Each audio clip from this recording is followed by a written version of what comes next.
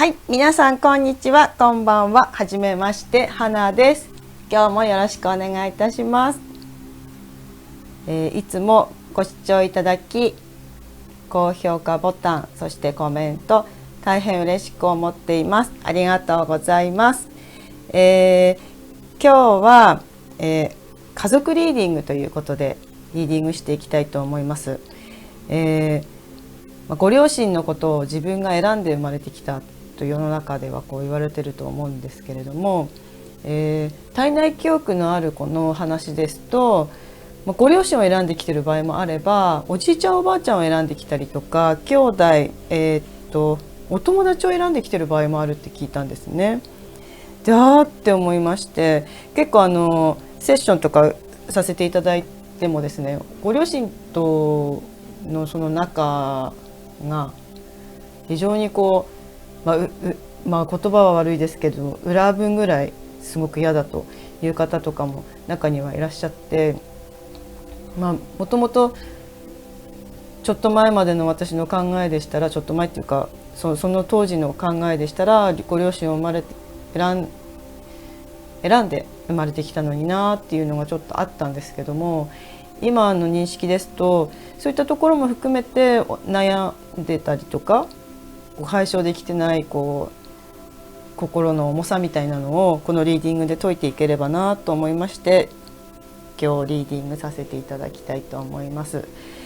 不快に思った方は途中で止めていただければと思います。はい、それではリーディングしていきます。今日はタロットの方で選択肢選んでいきたいと思うんですけれども、そうですね、なかなかね、その家族って一番近くて一番なんでしょう、一番先にいろいろ教えてもらうのが家族、親だったりするので、いろいろ考えるところはあると思うんですけれども、ね、その中で何か気づいていければなと思うんですけれども、今日ちょっとあれですね、うさぎちゃんなど3匹いる小物と思ったんですけど、ちょっとこれあまり見えないのであまり意味ないですかね。はい、では皆さんのエネルギーを送ってください。い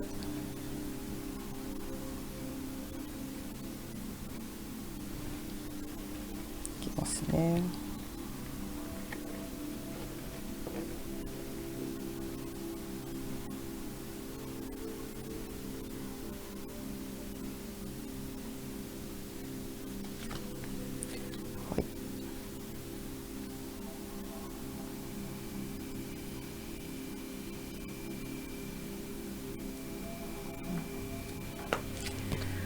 はい、では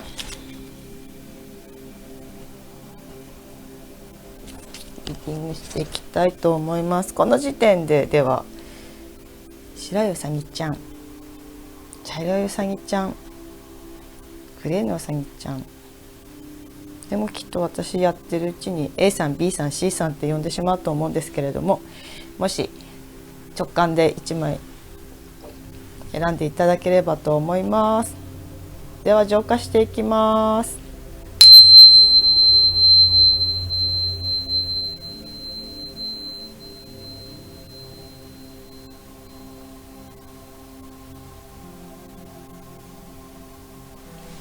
はい、選べたでしょうか。ではオープンしていきます。 A さん、白いうさぎさん、 B さん、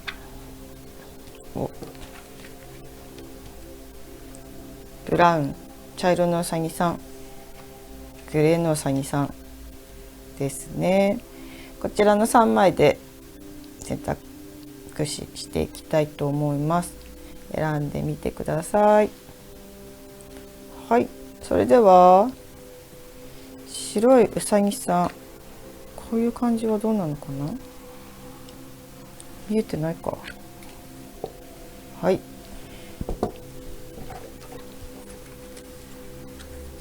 ではそんな感じで実施していきたいと思います。今わかっはい、ではまずサイキックオラクルカードで、白いうさぎさんの現在の状況を見ていきますね。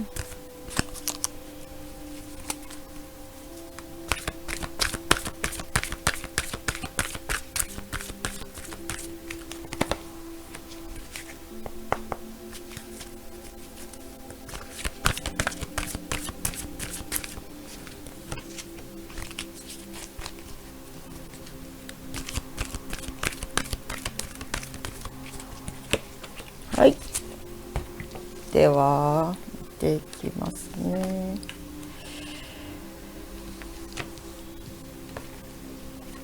ハーモニーが101か。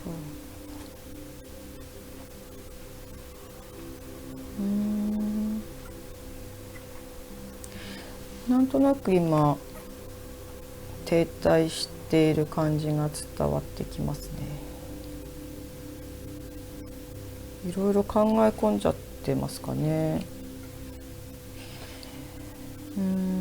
きっと、全ての方に当てはまらないかもしれないですけども、一つの恋愛や人間関係であまり思うようにいかず、どなたかにその小さい頃のご両親の関係とかそういうのが影響してるんですよと言われたかもしれないですね。そういうアドバイスいただいた方いらっしゃるかもしれないですね。そしてこういった動画、私の動画までたどり着いてきてくださった。これ読んでって言ってるのでちょっと読んでみますね。なんか変わりたいってご自身思ってるんですが、ちょっと苦しそうに感じるね。誘惑。このカードは依存症や自分を制限する態度と向き合わせてくれます。今あなたかあなたのそばにいる誰かが物や肉体に過度に執着したり、そこから得られる快楽にふっかけたりしているかもしれません。そうですね、なんかそういうの伝わってきますね。その人間関係の中で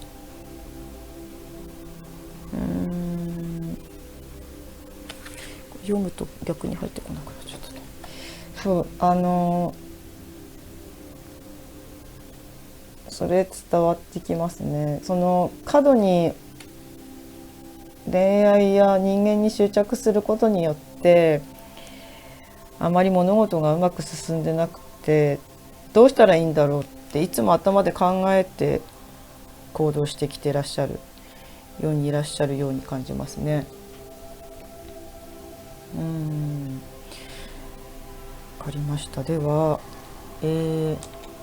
うですね、ご両親との関係、こちらで見ていきます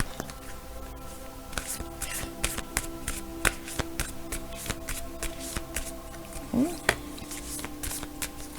これね、ご両親との関係、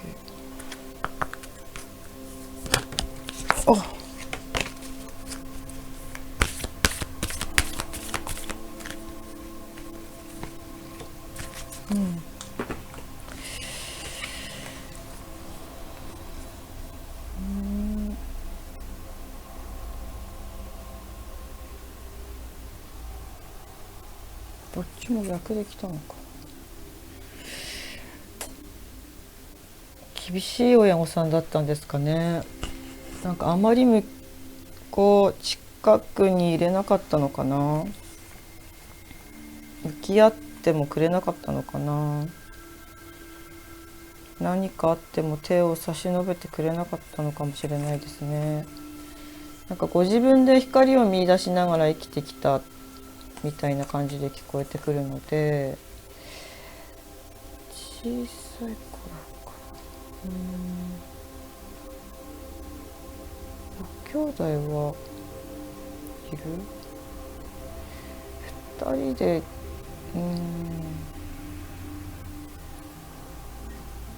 ご兄弟とはよくいたのかな、一緒に。なんかちょっと苦しそうですね。ご兄弟ちょっと見ていきますね。なんかこれなかなか、これはこうやってやればうまくいってないか。ご兄弟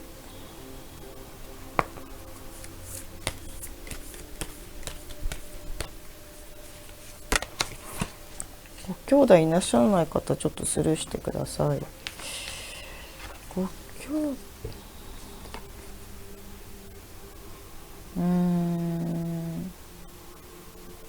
ご兄弟ともあんまり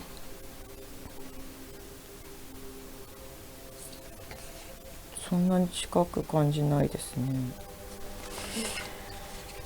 おじいちゃんおばあちゃんでいきますか。ちょっともうちょっと読み解かせてください。おじいちゃんおばあちゃん、おじいちゃん、いやごめんなさい、なんかちょっと結構孤独な感じで生きてこられたんですかね。ごめんなさい、違ったらスルーしてください。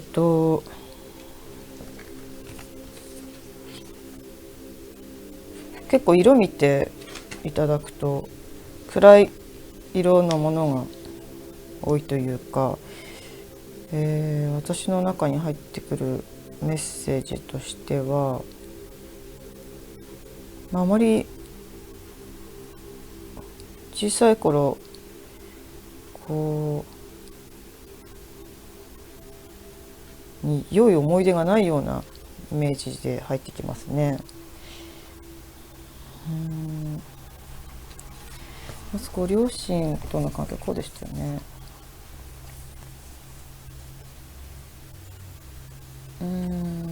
そうなんだよね。なんか小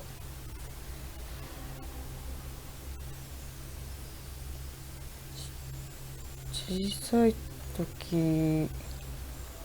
から離れてた。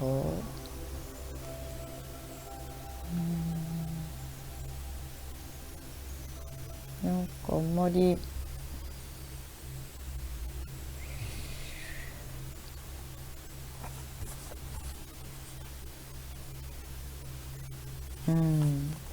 そんな感じに聞こえてきちゃいますね。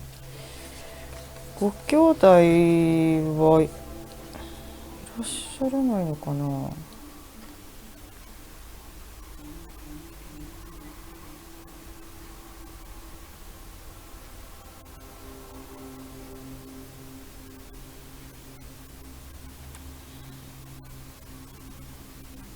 ご兄弟もいらっしゃらなく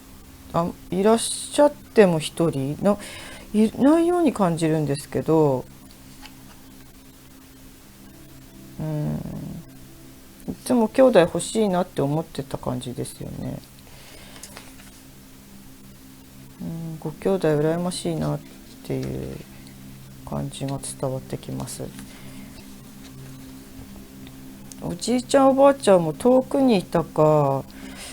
お会いしたことないのかな、もしかしたら。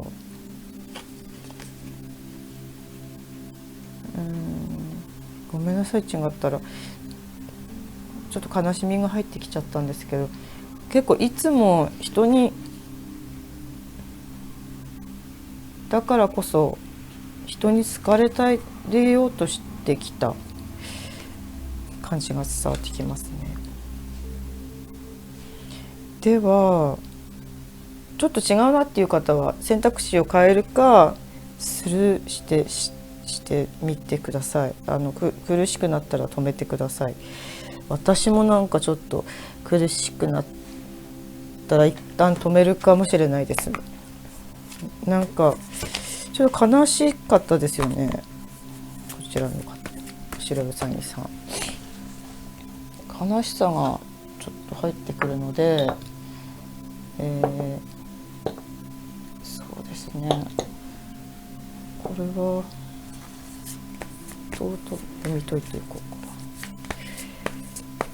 あなたがご両親のところに生まれてきた理由ということで、これカードでいいですか？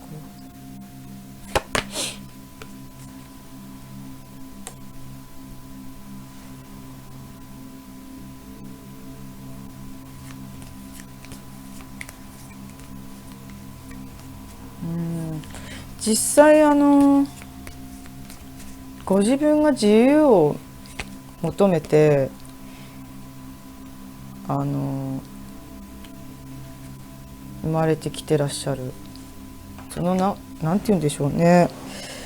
そのなんか人から見たらすごい境遇と言いますか、なん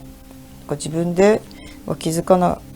いてなかったかもしれないですけれども、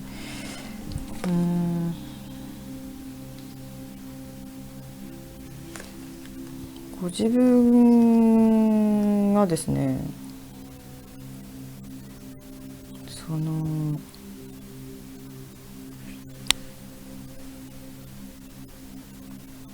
お一人というか、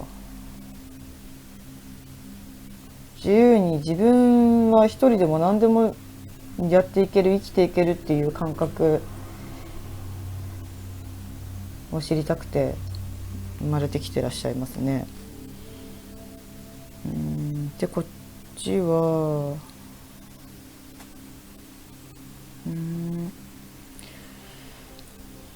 このハート、人ここ2匹いるんですけど、よく見るとね、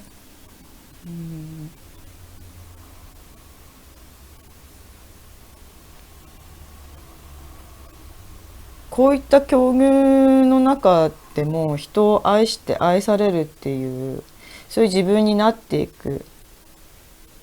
ということを学びに今世来てるんですね。ですので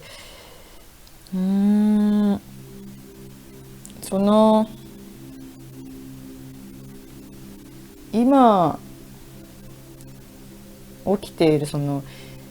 人間関係でのトラブルだったり、恋愛でのトラブルっていうのは、ご自分がこういう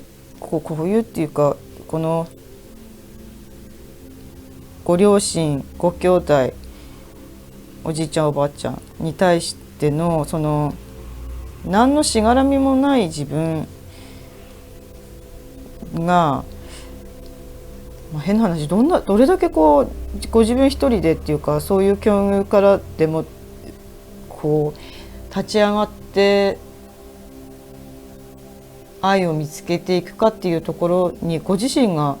フォーカスして生きてきて、フォーカスしたくて生きて生まれてきてますね。でもきっとこれを見てくださってるってことは、ここで何か生きにくさみたいなのを感じてたりもする方もいらっしゃると思うんですけど、この方は感じてるかなと思うんですよね。でそうですね、ここからじゃあど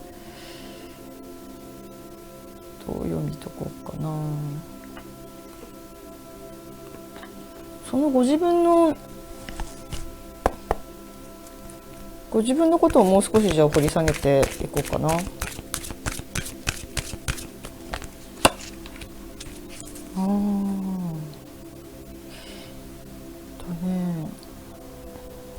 幸せな家族を作って子供を持っていく、そのワイワイガヤガヤたくさんまでいかなく、3人くらいの子供に、旦那様にご自身という、絵に描いたようなというか、私が絵に描いてるんでって言われればそれまでですけど、絵に描いたような幸せな家族といいますかが欲しくて望んでしまうけれども、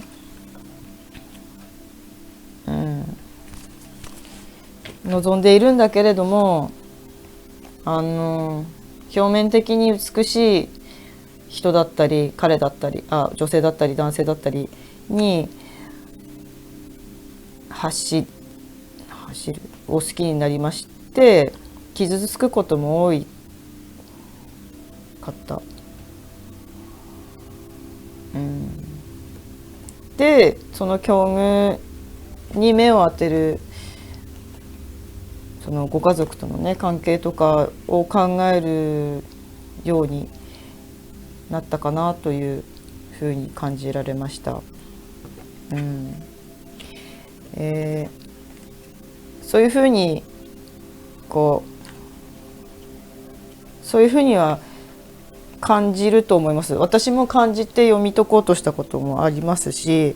なんで私こうなんだろうと思ったこともございます。ただご自分が親だけ選んできてるわけじゃなくて、先ほども最初のリーディングの前にお話しした通り、ご兄弟だったらおじいちゃんおばあちゃんだったりお友達だったりするっていうこともありまして、お友達ちょっと出してみようか、逆に。そうっていうこともあるので、その中で自分で選択してきた生き方みたいなのって、やっぱお友達とはワイワイすごくいいのかな。お仕事とかね、なんかそう聞こえてきますね。そっか。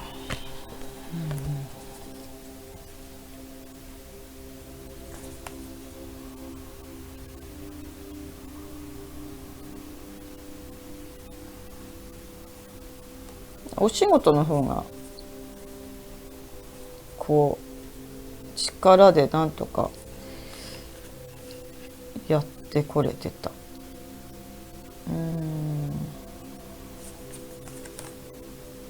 でもお友達にも結果どっか好かれていたいっていう思いが走ってますよね。それが裏できてます。なんか息苦しさを感じてるのは伝わってきています。それでじゃあどうしたら軽くなっていくのか、どうしたら自分を癒していけるのか。ちょっとじゃあ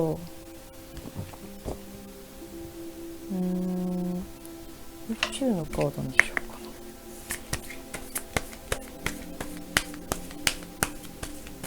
な。なので誰を目指してきたか、ご両親、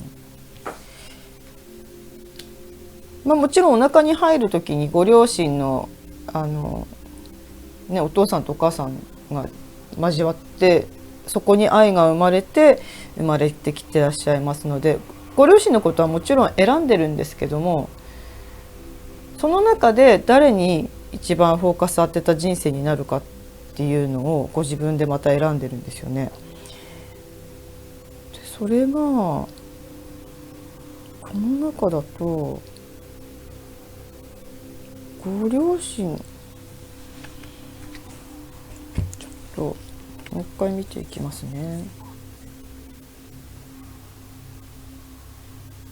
学びの部分は分かったけど、ご自身は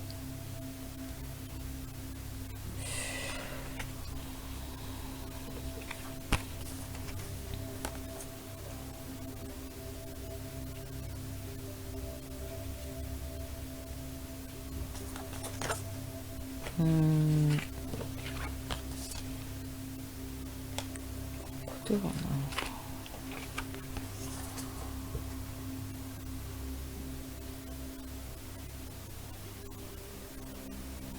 出方でいくとやっぱりでもご両親を選んできて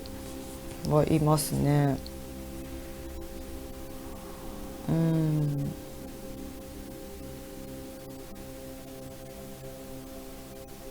ただなんかあんまり寄り添えなかったんですね、本当に。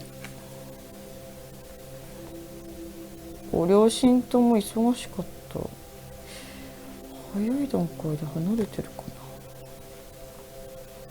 っていうふうに伝わってきているので、そこから学び取ったものはそのように一人でっていうかね、そこから湧き上がる自分の力だけで生きていきたいというか、そこから見つけた家族と幸せになっていきたいと望んでらっしゃる。私を分かっているくれる人は必ずいるはずだと思っていらっしゃる。もちろんいます。絶対に。そして幸せになれると信じてください。ですがちょっと今重い気がします。それはじゃあ宇宙的に見たら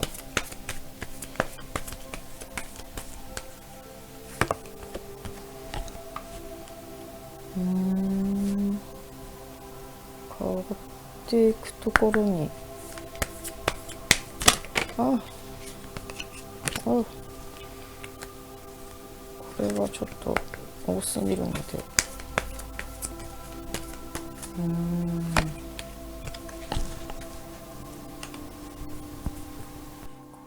こっちからいきますか。これは白いうさぎさんは外側に全て目が向いているので、ご自分に意識を向けて呼吸してくださいっていうカードなんですね。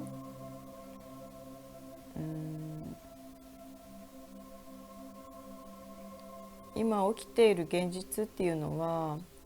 自分で作り上げることができる現実なんですね。だけれどもきっと環境のせいにしたりとか、自分が愛されない理由みたいなのを外側に探したりとかしている時期かもしれないですね。でこちらはこういう魂の経験みたいなの人生にこう波とかうねりがあるので、このカードはそういった苦しみっていうのはオプションなんですよという、自分の魂を磨くためのオプションなんですよっていうカードなんですね。そう、地球にその生まれるっていうのは、変な話、宇宙だとやりたいことピッ思ったらすんかなっちゃって楽しくないと。で地球に降り立ちたいと、苦しみを味わいたいと思って生まれてきています人間は。ですので今は自分で苦しさがある場合はその苦しさを自分で経験しようとしていて、それをでもその喪失感とかを終えて新しいものに変わりたいっていうカードでもあるんですね。自分の望んでいる人生にフォーカスしようとし始めた時のカードなので、苦しみはなんか自分の魂の真実、自分の魂が考えていることとは違う方向に動いてますよっていうカードでもあるんですね。ですのでそうですね、ご自分がどんな人生を望んできたのかっていうのは多分ご自身心に聞かないと分かんないんですよね。そう世の中の他の人が、例えばですけど大企業で働いて高収入で、いい車に乗っていいごちそうを食べてというのが、やりたくてやっている方もいるし、その方が会社を築いていくこととかが魂の望みの方もいると思うんですよね。ただ本当にそこを自分がどの望みなのかっていうのは自分の心が、例えば起業してトップにのし上がった上まで行けたけれどもなんか虚しさを感じる、喪失感を感じるっていうのがそういうところだと思うんですけれども、本当の魂は何をしたいのかっていうのを今問われているのかなっていう感じが伝わってきます。でそのご家族との問題とかももちろんすごく辛いことも幼少期にあったかもしれませんし、ご兄弟ともなんかちょっとあんまりバランス取れてなかったのかな、取りたいな、仲良くしたいなとか、一人っ子だったりとかもしたのかもしれないです。でおじいちゃんおばあちゃんもそんなに近くにいた方じゃないように伝わってくるので、本当なんか年に1回会えないかなっていう感じですかね。これはそんなにお近くにいない感じで、ただね、お仕事はなんかね、それをバネに今までやってこれたんだと思うんですよね。で成果も上げられたんだと思うんです。上げられてる、これから上げれると思いますし、上げてるんだと思います。だけどなんか自分のその望みとちょっと違う気がしているのかなっていうの伝わってきていて、ここからどうしたらじゃあ楽になれるかって言ったら、本当に例えばそのご自身が考えているそのご両親の関係とか子供の時の関係、よくこうインナーチャイルドとかの癒しが必要だとかっていう言葉とかあると思うんですけれども、みんな幸せに育ったなっていう方であっても少しあったりします。やっぱりそこは親も人間なので、もちろん誰にでもあると私は思っていて、ただそれって深く掘れば掘るほどもちろん出てくるんですけど、皆さんに。ただそれを掘ればいいわけでもないというか、嫌な感情は必ず嫌なこと考えたら出てくるので、フォーカスを外すっていうことなんですよね、基本的には。なので今ご自身でそのご両親との関係とか子どもの時とか、あまり心にいい感情がないっていうのを、そうだったな、あとそこに目を向けない、その感じきるとかやればいいっていう方もいるんですけど、感じても出てきます。その感情は感じきれません、あまりにもありすぎて。それは人間がネガティブな思考に引き寄せられるっていうところと一緒なんですけど、なのでそこはそうだったなっていう感情は持ってもいいと思うんですけど、深掘りはしなくて私はいいと思ってます。でただここからやっていくのは、本当に自分の人生っていうのは自分の思い次第で何とでもなるっていうところなんですよね。なので本当に素敵な家族が持ちたいと願っているのであれば、そこにフォーカスするだけでいいと思いますし、自分が心地いいって感じることだけに目を向けて、お仕事が忙しすぎて考えられないっていうんであれば一旦休むことも必要だと思いますし、急に有給取ってしまうのもいいと思います。でそうですね、そこから新しく自分の人生って自分で作れるんだなみたいなのを感じ取れていくと、ご両親やその小さい時のこととかも、そういうことがあったから今幸せになれたんだっていうふうに思える時期が来るんですね。そしてそれって一番早いのが瞑想だったりするんですよ。まさかのまた瞑想の話しちゃいますけど、このマジシャンのカード自体は本当に夢を実現する準備が整ったとかね、そういう成長するとかね、新たな旅立ちとか、すごくいいカードなんですよね。ですのでこれ選んでらっしゃるので、仕事的にはね、私すごく創造性もあって、創造性とかのカードでもあるし、新たな計画とかね、そういうカードなので、すごくエネルギッシュで素敵な方なんだと思うんです。だけど内面が少しだけその過去に内面というか人間関係ですよね、恋愛とかになると少しそういったネガティブと言いますかね、なんか辛い時にそちら側の感情にとらわれるっていうことですよね。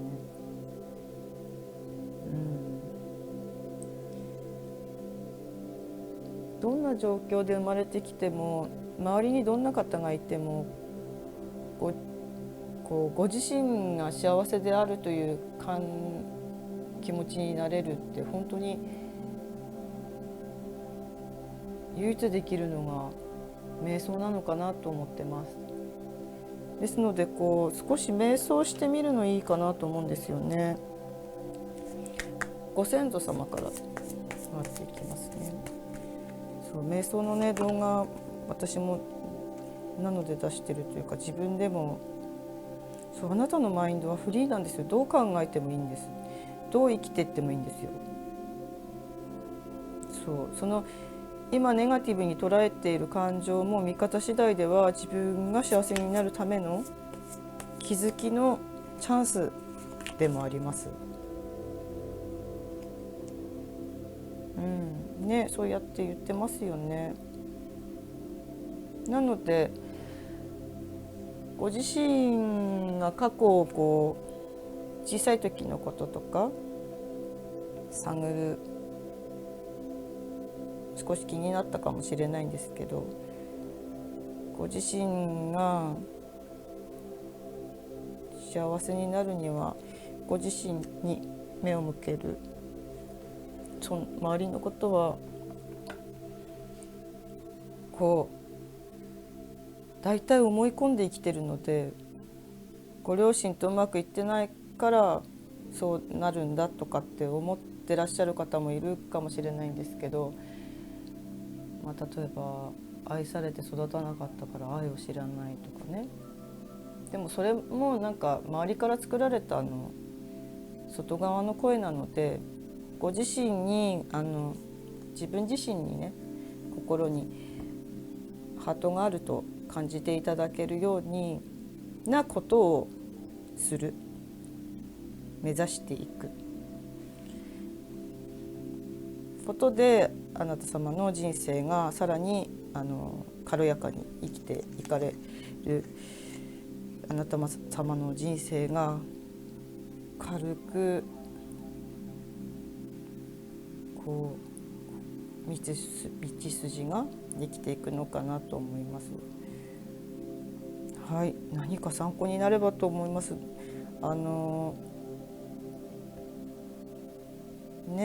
周りの環境ではなく、あなた自身が幸せであればと、幸せになることを外側の声ではなく自分の心の声を聞いていただければと思います。はい、それでは A さんのリーディング以上です。何か参考になればと思います。最後までご視聴いただきありがとうございました。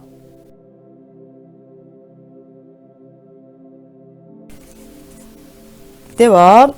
茶色のうさぎさんの家族リーディングということで、あなたがご両親のもとに生まれてきた理由から理由を見ていくんですけども、その前に現状からいきますね。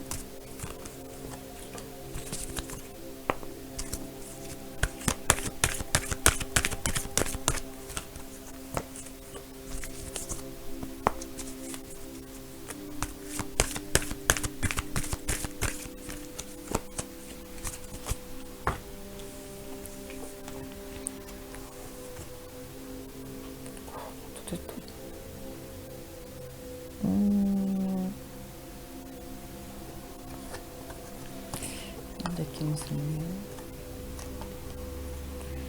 そうですね、茶色のうさぎさんは結構悩んでたとこからもう立ち上がったとこですね。いろんなバランスが取れてきた。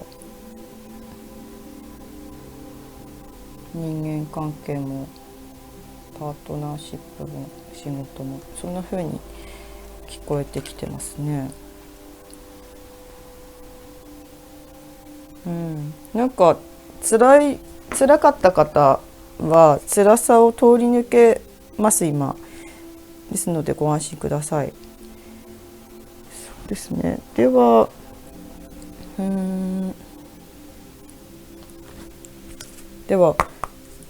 ご両親のもとに生まれてきた理由からちょっと見ていきますね。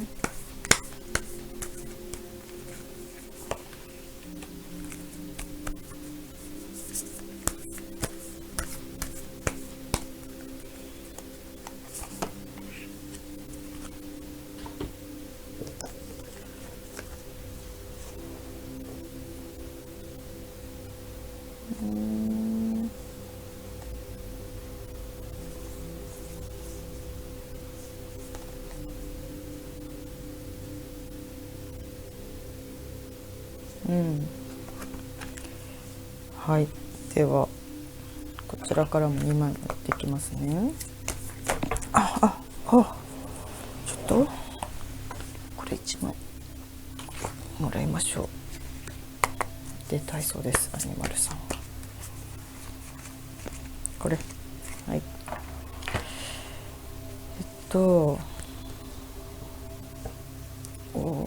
また同じの出た。不思議だな。ご家族ご楽器とかしてますかね。なんかそういう家庭に生まれたかったんですね。その歌を歌ったりとか。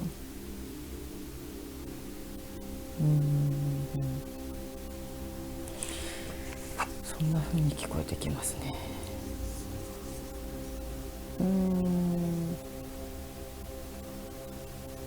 そうですね。このご両親はいろいろさせてくれる方だったんですね。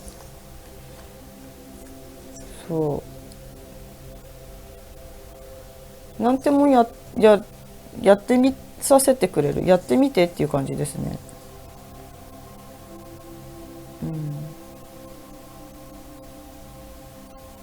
でもなんかしつけにちょっと厳しかったんですね。なんか他の家に生まれたか、しつけが厳しすぎてちょっと他の家に生まれたいって思った時もあったかもしれないですね。なんか自由を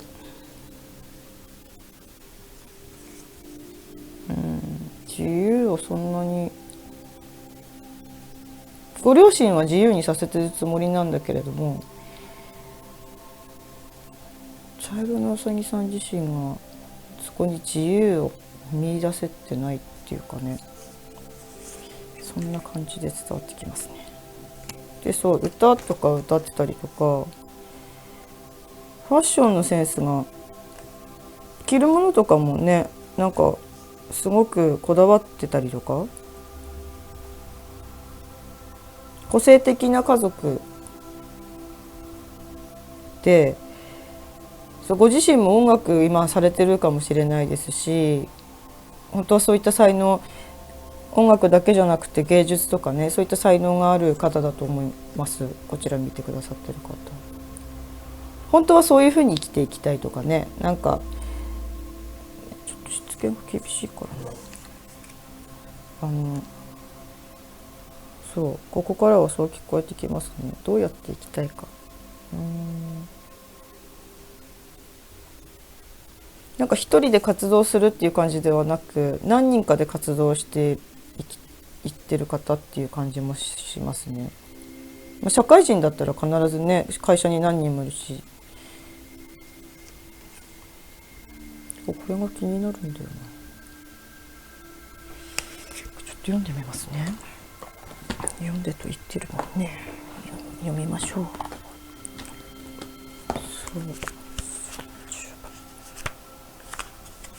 純粋さ、最もシンプルでクリーンな解決策を見つけましょ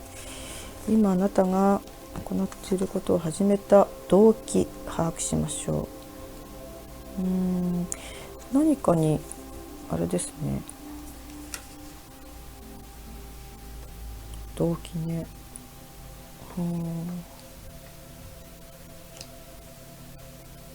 親もいろいろさせるけど、何のためだろう。かと思っているのかな。そしたら次ご兄弟を見ていきます。ご兄弟、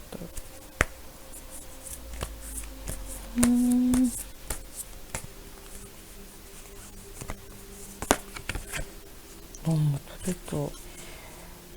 議。なんかオラクルカードって本当不思議ですよね。これさっき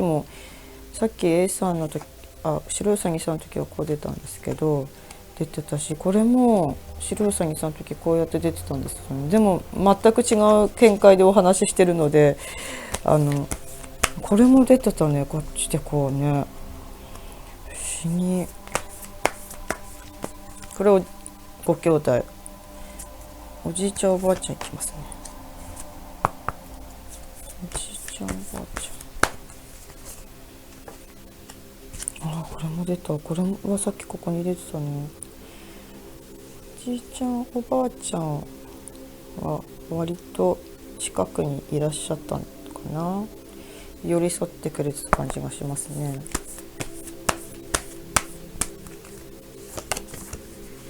お友達、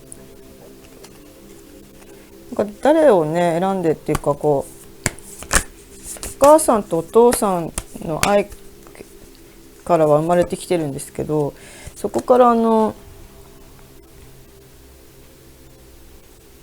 誰を目指してっていうかね、そのご家族に生まれたらおじいちゃんおばあちゃんに会える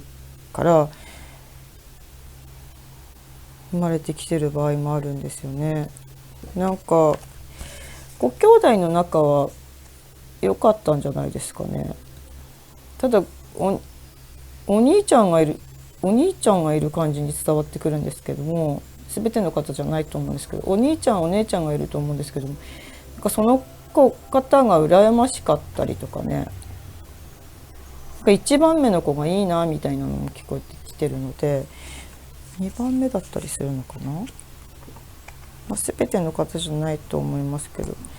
から結構おじいちゃんおばあちゃんを目指してきたっぽいんですよね、この方は。なのでもしかしたらご両親との仲はそこまでこう悪くはないけど、仲がそんなにこう近い関係に感じなかったりするかもしれないですね。そう、おじいちゃんとおばあちゃんがね、近い遠いにかかわらずなんか心の支えだったみたいな風に聞こえてくるんですよね。でその遠くにいるおじいちゃんおばあちゃんに自分を見せたかった。でも多分遠いからテレビ越しにとかね、いや芸能人みたいですね、なんかね。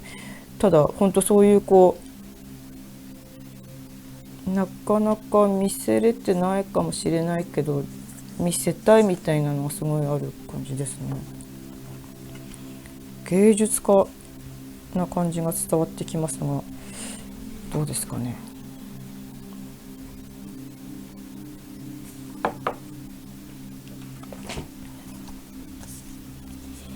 お水飲みました、すいません。これはそうね、お友達とも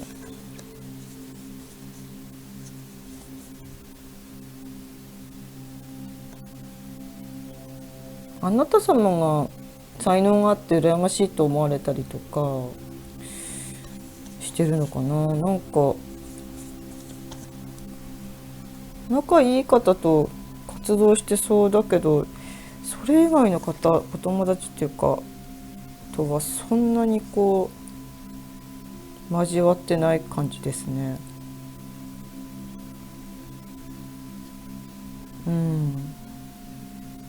そんな風に聞こえてきますね。なんか音楽とかそういう自分の趣味とか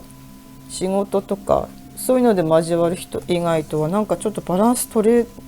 あんまり取れない方、取っていけてないかもしれないですね、あんまり。そんな風にちょっと聞こえてきますね。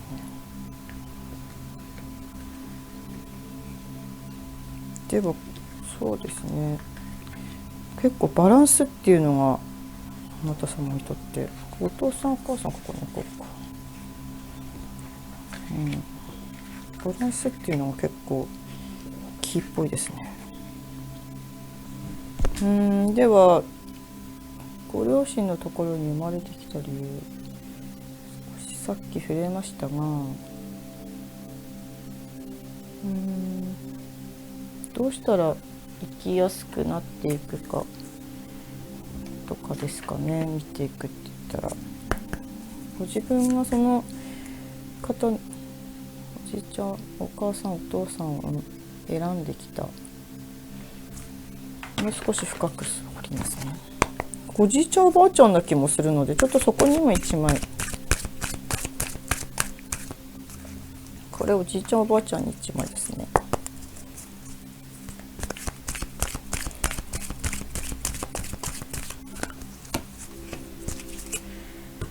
と見ていきますね。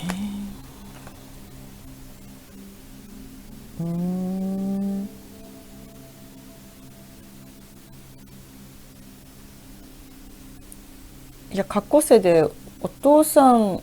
ご両親と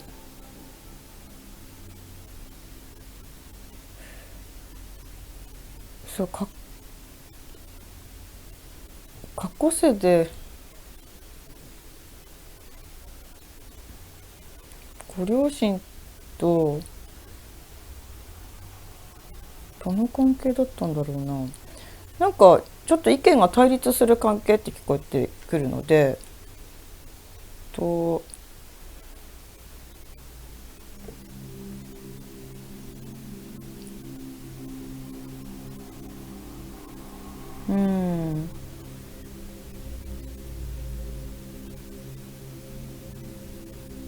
強くなるために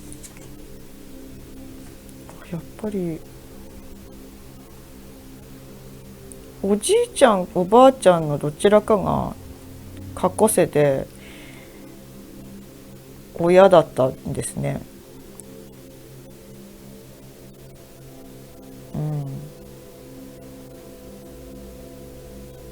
そうで、ご両親とは仕事上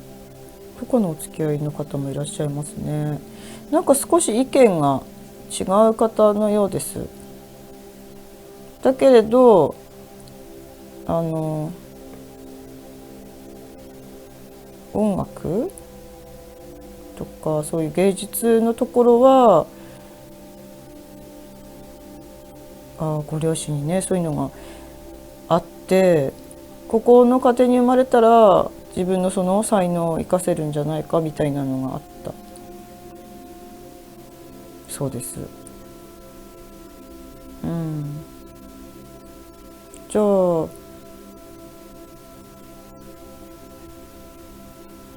うね、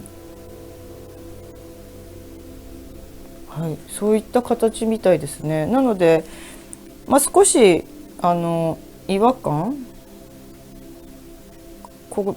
ご両親よりおじいちゃんおばあちゃんのところにお気持ちなんかお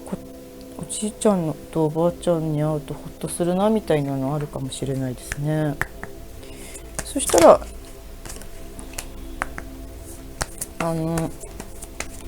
宇宙的にっていうかね、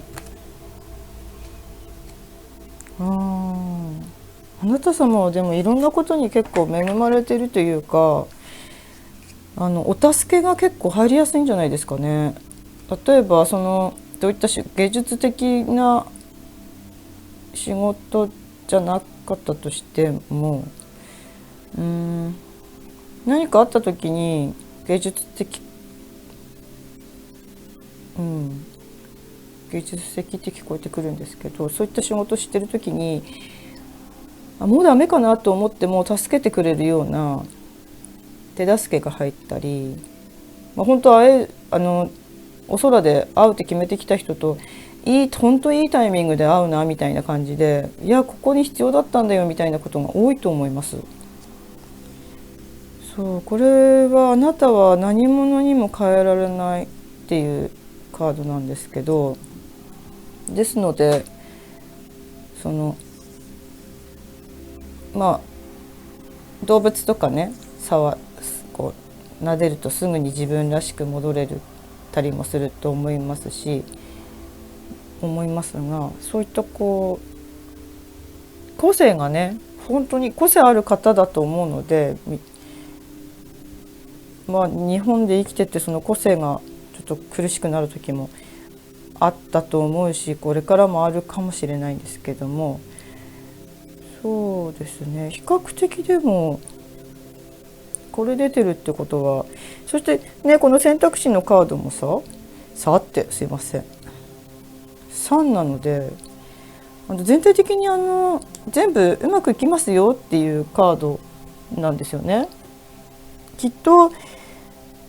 うまくいってらっしゃるんだと思うんですけれどもね、歓迎すべき時ですよね今。それはお子さんができるからこそ、自分が今この状況をちょっと考えてね、お子さんがねできるからこそ、なんかご兄弟にお子さんができるのかもしれないですしね、ここご兄弟のとこのカードだから、それを見てなんか自分がじゃあこのご両親から生まれた理由ちょっと気になったのかもしれないですね。ただどの状況でもね、自分が選んで本当自分が幸せになるために進んでいってる人生なので、きっとここから幸せになっていかれると思うんです。3ですからね、もう太陽みたいなあなた様。でもうちょっとじゃあ自分がね生きやすくなるために少しカードを出そうかなと思うんですけど、ご先祖様からね。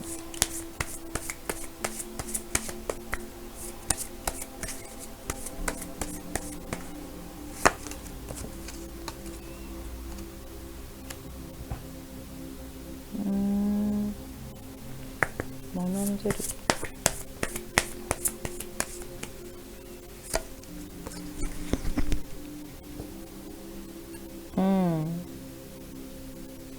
この人生今何年か生きてらっしゃったと思うんですけれども、その学んできたことっていうのは自分がね青写真っていうかね、ストーリーに刻んできたことを生きていますよと。ただあなた自身が望む人生はこれからいくらでも自分を信じたらできますよっていうカードです。ですのでそうですね、この方はそんなにインナーチャイルドがどうとかもなさそうな感じですし、バランスも取れてきていらっしゃるし、変わるところももうね変わり終わったというか、変わったんだな、変わりたいというか自然に変わったかもしれないですね、この方は。そうですね。なのできっとおじいちゃんおばあちゃん離れていらっしゃる方とか、もう亡くなった方であれば写真ご覧になったりね、思い出してみたりとか、ありがとうって言ってあげて、言葉だけでもねつながってるので人ってね。だってこのもしちょっと暗闇にいたりとかねしてる方、ご両親に対して何か思ってらっしゃることがあるのであれば、親も人間なのでその中で一人一人学んでるので、親も親に一緒になっていってるので、人としての魂をお互い磨き合って生きてるので、そこを理解してあげる。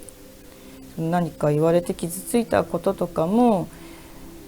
傷つけたくて本当は言ってるんじゃないんだけれども、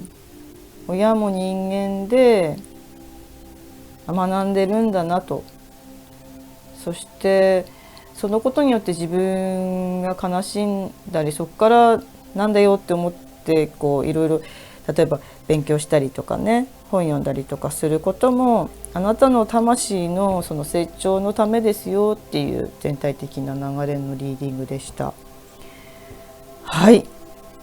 茶色いうさぎさん以上です。最後までご覧いただきありがとうございます。ちょっとなんか参考になるところがあれば参考にしていただきたいなと思います。花でした。ありがとうございます。最後までご覧いただき。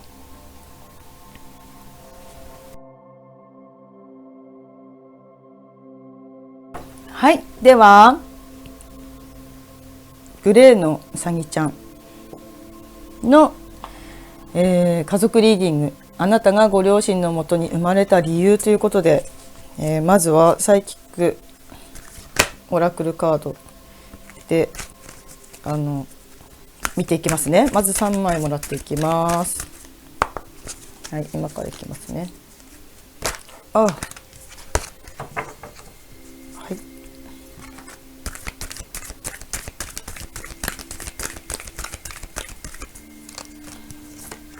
いつも緩いね。シャッフルね。これいやー、オラクルカードって本当にさっき A さん B さんで結構同じの何枚か被ってたので、ちょっと不思議だなって思いますよね。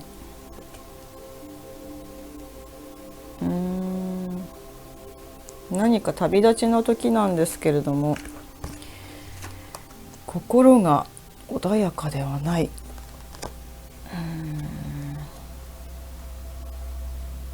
自分は本当にこれでいいのかと悩んでいらっしゃる方もいるのかな。なんか少しちょっと大きい話ですけど、自分の生まれてきた意味、生きてきた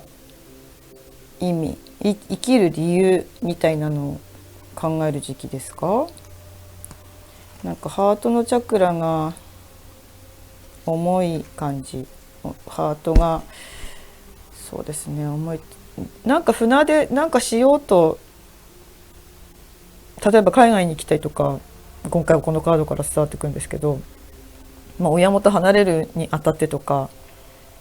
次の年春どこか遠くに行きたいと思ってらっしゃる方が、親のことを思って近くにいた方がいいのかと考えたりとかしている方がご覧になっているように感じますね。勉強していて就職する方とかもそうかな。なんかそんな感じしますね。ではご自身がご両親のところに生まれてきた理由ということで、こちらから2枚もらっていきますね。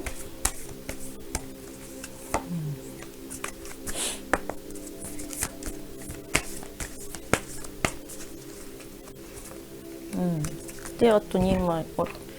アニマルさんからもらいます。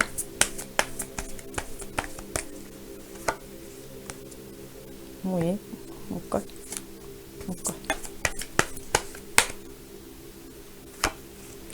はい。やっぱりこれもさっきも出たな。不思議カードって。じゃあご両親と考え方がちょっと違うんですね。お近くにいたくない、根を張りたくない。地元から都会に行きたい方であれば地元にいたくないとか、でもご両親はいてほしいみたいな。あなたの人生ですからね、好きなことした方がいいですよ。それは本当に。私も結構縛られて生きてたので、でも結果縛られて生きてたのに、最終的にもうダメだってなった時に振り返ってみたら、自分の思い込みだった。結果私兄弟いるんですけど、兄弟が親元の近くにいて、今私は長女だから近くにいなきゃって思ってたんですけど、なんだちょうどよくなってるんだという感じでしたね。例えばそういう思い込み、親はいろいろ言ってくると思いますけど、親は親の価値観で言ってるので自分の価値観でいきましょうっていう感じのカードですよね。これどっちもそうでしたもんね。で、そうね、親のところに生まれてきた理由、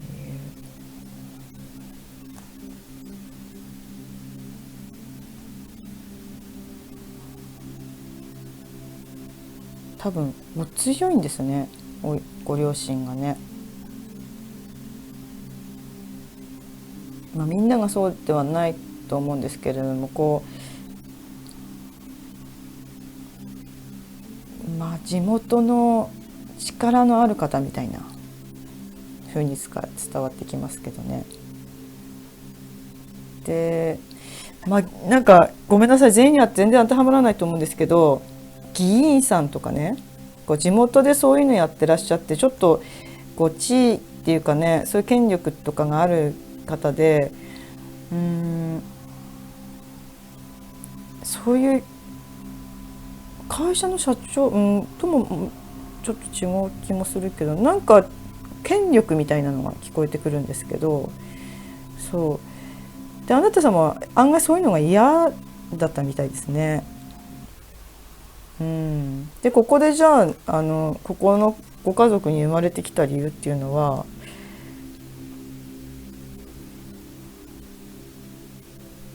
う一枚もらおう。理由ね。ご両親を選んできた理由、もう一枚ください。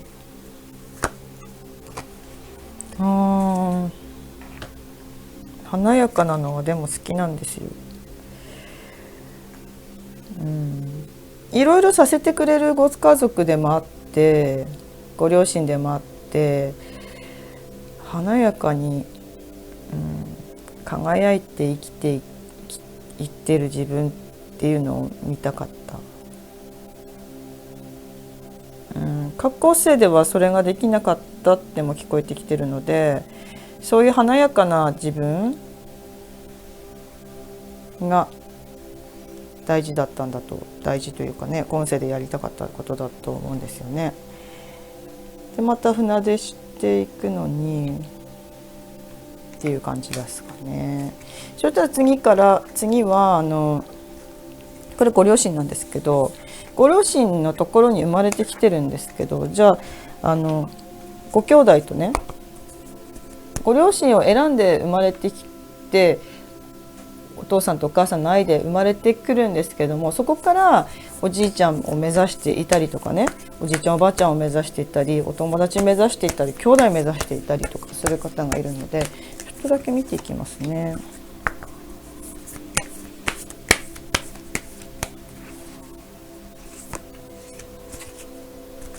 これはまたこれすごいな。これはご兄弟ですね。次おじいちゃんおばあちゃん、これもさっき出たんです。これカードの枚数ちょっと少ないからかもしれないんですけど、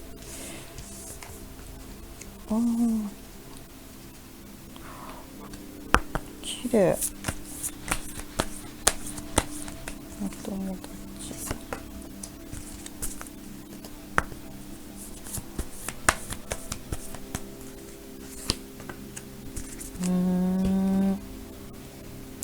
これで見ていくと、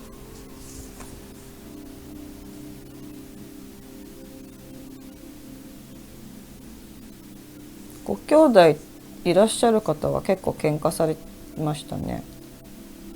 なんかそんな感じで伝わってきます。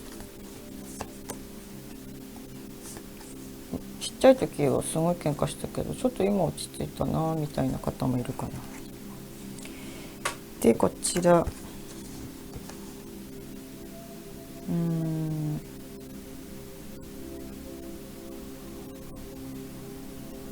でこれ見た時にパッとおじいちゃんとおばあちゃん好きだったのかなって思いましたけどね。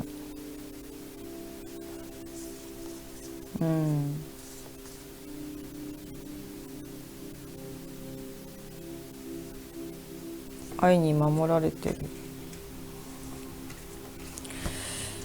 でお友達にはあんまりご自分を発揮できてないかもしれないですね。なんか自由になりたいとかもっと出したいって今回このカードからは伝わってきます。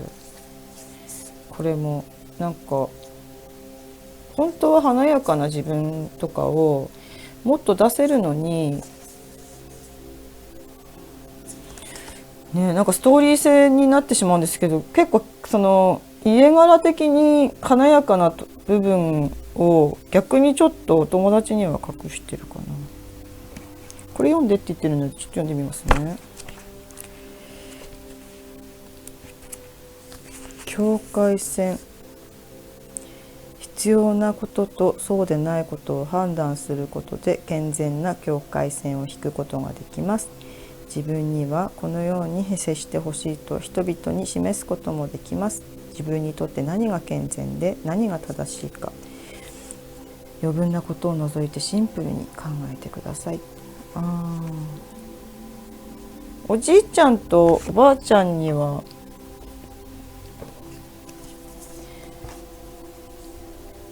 そうね、ご両親が忙しかったのかな。なんかおじいちゃんとおばあちゃんに甘えて育ってきて、おじいちゃんとおばあちゃんには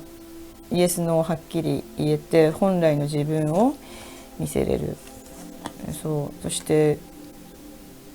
ちっちゃい時かもしれないけど夢を語ったりね、いろいろしてたんだと思います。ですので、ここもちょっと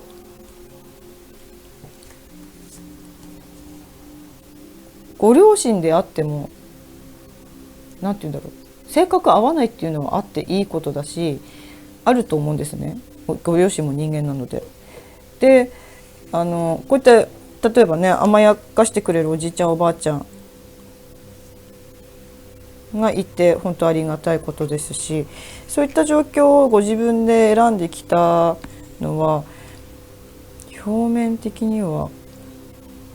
着飾って美しくいるために、でも権力とかそういうのはちょっと嫌で、でご自分は今そこから離れようとしてるけれどもちょっと悩んでる。なんで悩んでるかちょっと見るか。これか。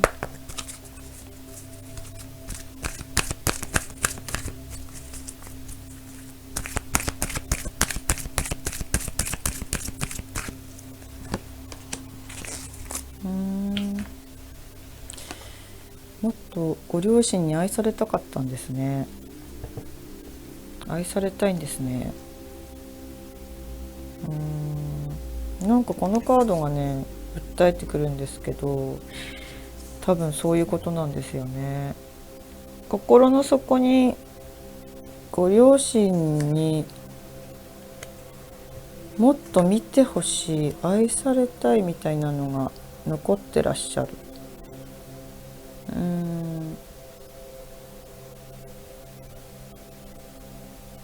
そうね。そしたらだから離れていく、どっかで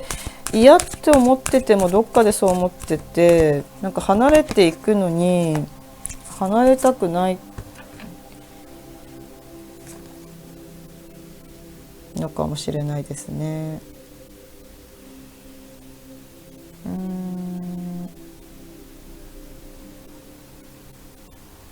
そうですね。あなた自身のその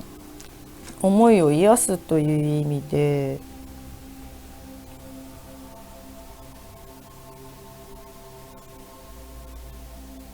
ま、ご両親とそういう話ができる方であれば、こういうことあったよねと、私はその時もっとこう愛されたかったんだよ、言えないですよね、照れくさくて。心で思ってください。なんか少し書いてもいいですね。ちょっとなんかそこは嫌なことに目を向けるというよりかは、こうご両親への手紙とかそういう形で、基本私嫌なことにフォーカスをしないでくださいって言ってるんですけど、それは嫌なことではなくて、愛情を示すために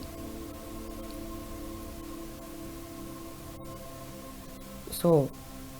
くのは今回いいのかなってやってくださいって来てるし、だからといって別にそれをご両親に見せなくても、例えばね、嫌な感情は紙に書いて燃やしてくださいとか、そういうこともせずとも普通に書いて、自分の気持ちにあるもっと愛してほしかったっていうのをね、ただもっと愛してほしかったって書くだけでも、その言葉を発するだけでも多分癒されると思います。グレーのうさぎさんはみんな愛してたんですよね。ただその過程によって愛情表現がそれが愛だと思ってる、その価値観の違いとかね、時代感の違いでそう思ってるだけなので、そこを多分ねちょっと分かるかもしれないです。それというか、愛してほしかったというその言葉を聞くためにいらっしゃったんだそうです。今日案外気づいてないその心の声が、ご自分がご両親にもっと愛されたかった、愛されてると思ってたけれども、もっと愛されたかったっていうのを他者から私を通して聞くことで癒されるんだそうです。なので多分今癒されたかもしれないですよね。本当にそういう風に聞こえてきてるので、なんか癒しの終了じゃないけど、こっから旅立つのにそれが知りたかったみたいですね。このカードもあれですもんね。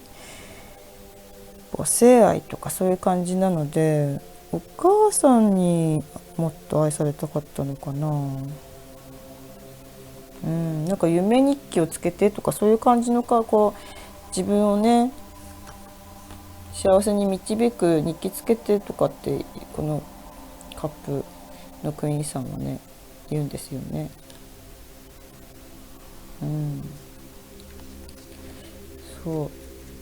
特に親との関係も人間関係の一つなので、もちろんお互い性格があって、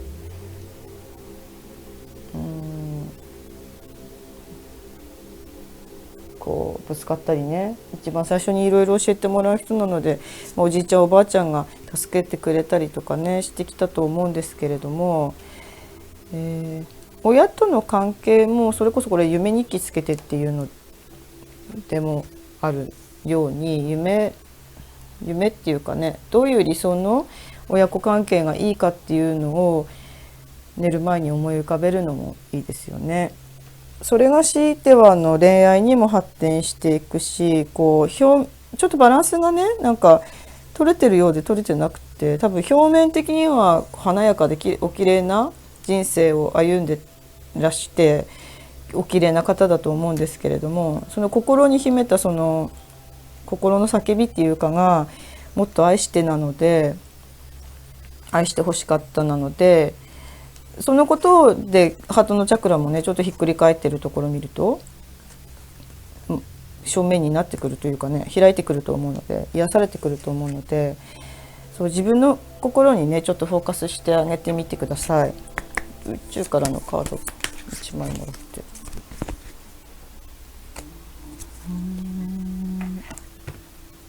これなんだったっけな、ちょっとこれは読もうかな。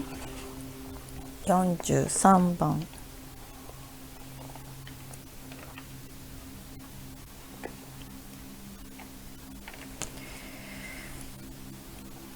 今までの習慣からパターンから目を覚ましてということなので、ぴったりといえばなんか自分のその心がね、ずっとその同じ場所にこうなんか物足りないその感覚っていうのは、ずっとそこで感情が止まっていったその習慣をちょっと見直して目を覚まして、あなたは愛されてますよという、変な話、親に愛されてるのももちろん大事ですよね。おじいちゃんおばあちゃん友達みんなに愛されてるの大事なんですけど、でもご自分がご自分の愛で満たされていることが一番大事なので、それを見方を変えてっていうカードでもあります。ご自分をね、何必要かな、一番癒されるのなんだろう。グレーのサニさん、これはご自分を愛するカードなのでご自分のために出てきますね。とにかくあなた自身を愛して、なんか個性をね大事にしてっていうカードが主に出てくるんですけど、本当あなた様はもうすでに蝶々であって、ご自分をねどんな自分でも愛してあげることによって、ご家族にももっと愛されますし、お友達にももっと愛されるって今回は聞こえてきますね。そう、どんな自分でもいいっていうところまで行き着くのに、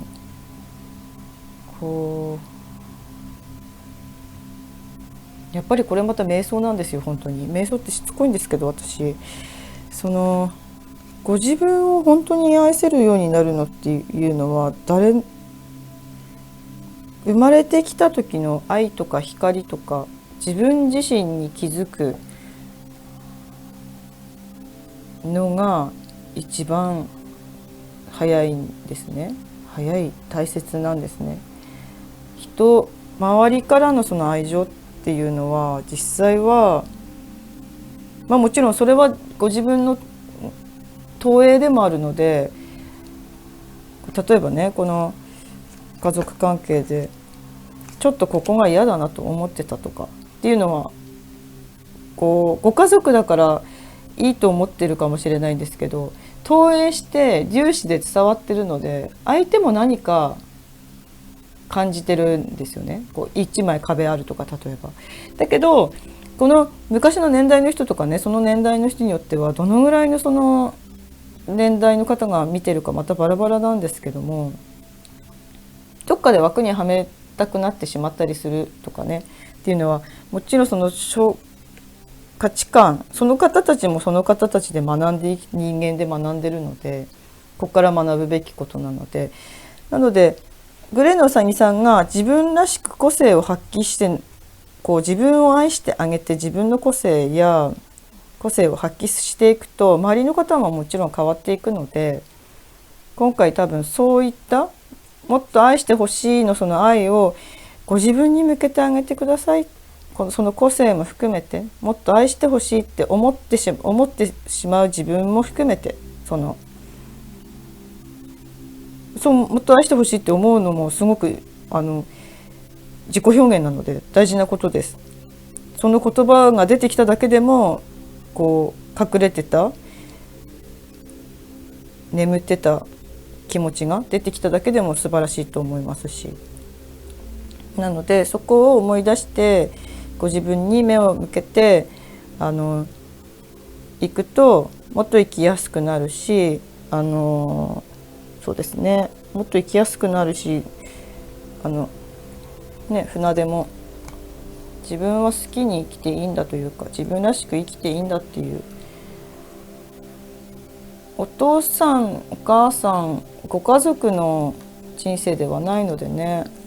最終的に自分に我慢させてるってことは、私は自分をいじめてると思ってるんですよね。なのでその自分をね、